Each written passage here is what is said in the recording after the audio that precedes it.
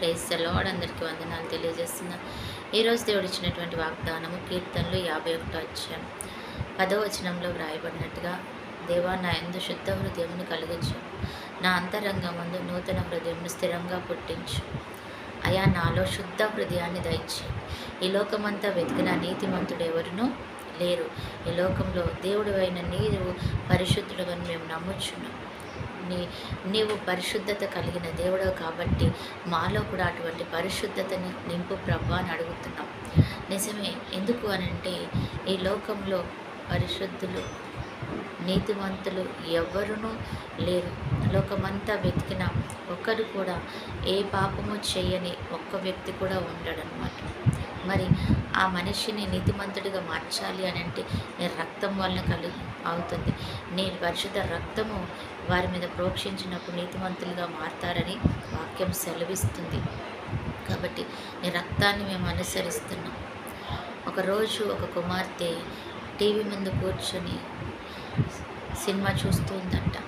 దేవుడు ఆమె ప్రార్థనలో తన సమయాన్ని గడుపుతూ, ప్రార్థనలు ఏకీభవిస్తూ, దేవునితో ఎంతో గడుపుతూ ఉన్న ఈ యొక్క యవ్వనస్తురాలు ఆ కుమార్తెని దేవుడు అంటున్నాడంట, నువ్వు బాగా ప్రార్థన చేస్తున్నావు, నువ్వు ఇక్కడ నుంచి వెళ్ళిపో, ఈ యొక్క సినిమా చూడడం ఇది తప్పు, దీని నుంచి దూరంగా ఉండు, దేవుని ధ్యానంలో ఉండు, దేవుని యొక్క ధ్యాసలో ఉండు, ఇది కాదు అని అంటున్నాడంట.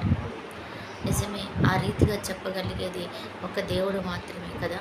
దేవుడు మాత్రమే మనల్ని ఆ అపవిత్రమైనటువంటి లేకపోతే దేవునికి ఇష్టం లేని కార్యాల నుంచి తప్పించగలడు. ఏ మనిషి కూడా దాని నుంచి తప్పించుకోలేడు. కానీ దేవుడే వాటిని మనలో నుంచి తీసివేయాలి. ఒక త్రాగుబోతుంటే ఆ తాగుబోతుకు వాటి మీద అసహ్యాన్ని కలిగించాల్సిన దేవుడే. లేదు అనంటే ఆ మనిషి ఎప్పటికీ ఆ వ్యసనాన్ని విడిచిపెట్టడానికి ఎంతగానో కష్టపడినా కూడా అది అసాధ్యంగా ఉంటుంది అనమాట. అందుకని అంటున్నాను, నీలో ఉన్న లోపాన్ని తీసివేయాలంటే అది దేవునికి మాత్రమే సాధ్యమవుతుంది. కాబట్టి దేవుడు మనలో ఉండి వాటిని తీసివేస్తాడు. కాబట్టి నాలో శుద్ధ హృదయాన్ని పుట్టించు దేవా అని దావీదు అడుగుతున్నాడు. ఈరోజు మనం కూడా దాన్ని అడిగినట్లయితే దేవుడు దాన్ని మనకిస్తాడనమాట. అటు కృప దేవుడు మనకిచ్చునుగాక. ఆమె ప్రార్థన. పరిశుద్ధుడైన దేవా, ప్రేమ కలిగిన తండ్రి యేసుక్రీస్తు ప్రభువా, నీకు వందనాలు. నీ నామంలో మేము ప్రార్థన చేస్తున్నాం. నీ పరిశుద్ధ రక్తం మా మీద ప్రోక్షించండి తండ్రి. మాకున్నటువంటి ప్రతి వ్యతిరేకతను, పాపమును, శాపమును మాకు దూరం చేయండి నాయన. అద్భుతం చేయండి. మాకున్న వ్యతిరేకతను తీసివేసి మీ నామంలో మమ్మల్ని ఉంచండి తండ్రి. అలాగే ఈరోజు ఎంతమంది బిడ్డలైతే ప్రభు నీ పాసనలోకి వచ్చి మంచి ఆరోగ్యం, దీర్ఘాయుష్, కృప, కాపుదల, క్షేమం అడుగుతున్నారు. ఏసు నామంలో వారందరికీ అది దయచేయబడింది కాక అంటున్నాం. అలాగే తండ్రి ఈరోజు ఎంతమంది బిడ్డలైతే బర్త్డే, మ్యారేజ్ జరుపుకుంటున్నారో వారిని దీవించండి.